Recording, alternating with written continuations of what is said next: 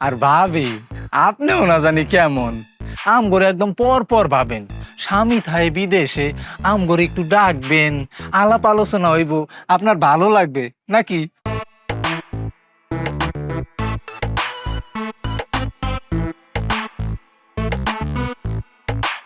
কি রে জামাল, এত সুন্দরী বউ রাইখা বিদেশে করস কে? না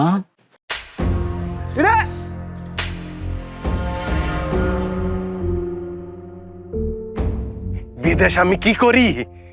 বিদেশ আমি আমার রক্ত ঘামের বিনিময়ে আমার পরিবারের জন্য সুখ কিনি।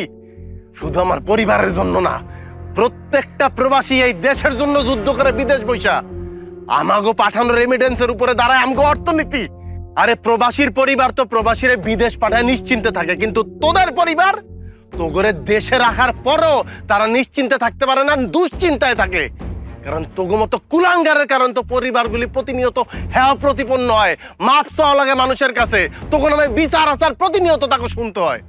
আরে প্রবাসীরা শুধুমাত্র এক একজন যোদ্ধা না, মনরাইজ বিদেশির ওই যে বউরা, ওরাও এক একটা যোদ্ধা। কারণ যেই বয়সে একটা মায়া স্বাদ আহ্লাদ পূরণ হওয়ার কথা, যেই বয়সে তার স্বামীরে পাশে পাওয়ার কথা, যেই বয়সে স্বামীর নিয়ে ঘুরে ফিরা বেরোনোর কথা, সেই বয়সে শুধু পরিবারের সকলের কথা চিন্তা কইরা তারা সব কিছু ত্যাগ কইরা, সব মায়া ত্যাগ কইরা স্বামীরে দূর দেশে পাঠায় দেয়। সেই মায়া ঘরে নিয়ে কুটুক্তি করতে তো খারাপ লাগে না? সেই মানুষগুলির দিকে বাজে ভাবে তাকাইতে তো খারাপ লাগে না?